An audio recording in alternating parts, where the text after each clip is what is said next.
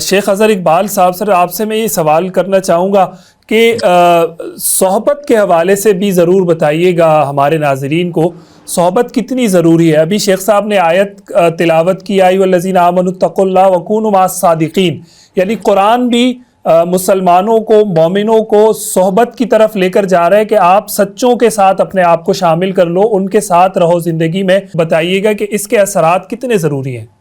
جی بسم اللہ الرحمن الرحیم. جی ماشاءاللہ حضرت شجاع الدین شیخ صاحب نے دامت برکاتہم نے بہت زبردست یہ آخری عشرے کے حوالے سے گفتگو کی، اور اس کو آگے کنٹینیو کرنے کے اعتبار سے جو بہترین بات ہو سکتی تھی وہ انہوں نے فرما دی کہ جی نیک ماحول کے ساتھ جڑا جائے. تو بالکل آپ نے بھی سوال کیا کہ صحبت کتنی اہم ہے، تو اس سے ذہن میں نبی علیہ الصلوۃ والسلام کی مبارک کی حدیث آ رہی تھی کہ اللہ کے پیارے محبوب نے فرمایا المرء علی دین خلیلہ، کہ انسان جو ہے وہ اپنے دوست کے دین پر ہوتا ہے. تو سچی بات تو یہ ہے کہ سارا دین کا انحصار ہی صحبت پر ہی ہے.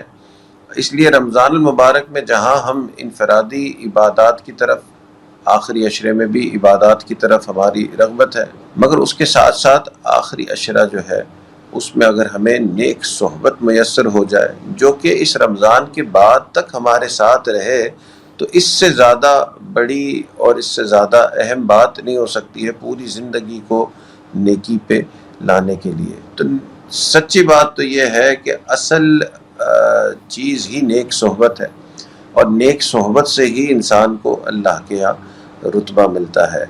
صحابہ کرام کو جو بڑا رتبہ ملا اس کی بھی وجہ تو صحبت ہی تھی، ورنہ تو ایسے بھی صحابی ہیں کہ جن کی عبادات بہت تھوڑی تھی اور وہ اس دنیا سے چل بسے.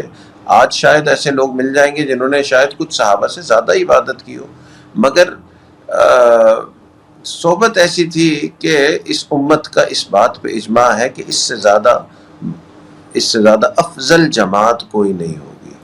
تو سچی بات تو یہ ہے کہ دین پہ آنے کے لیے صحبت سے بڑھ کر کوئی اور راستہ نہیں ہے.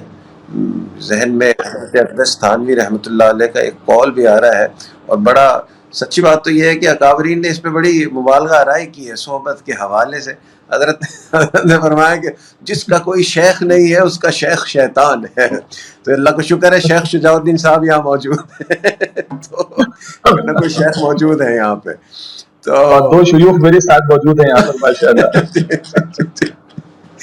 تو اسی طرح حضرت علامہ انور شاہ کشمیری رحمۃ اللہ علیہ نے جو دور حدیث کرنے والے طلباء تھے ان سے خطاب کرتے ہوئے فرمایا کہ تم جتنی مرتبہ چاہو بخاری شریف مکمل کر لو، جب تک اللہ والوں کی جوتیاں سیدھی نہیں کرو گے حدیث کا نور نصیب نہیں ہوگا.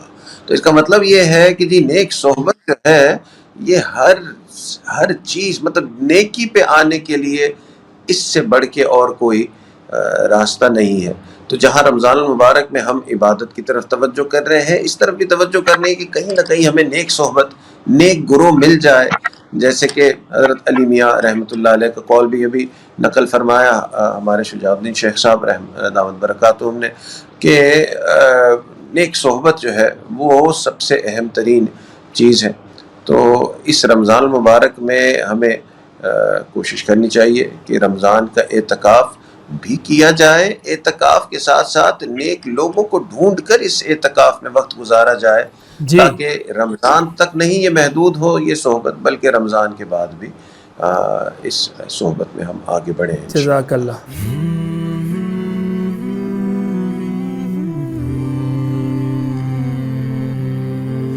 رمضان المبارک کی پر نور ساعتوں میں دیکھیے درسقرآن.com کے یوٹیوب اور فیس بک پر ہلال رمضان.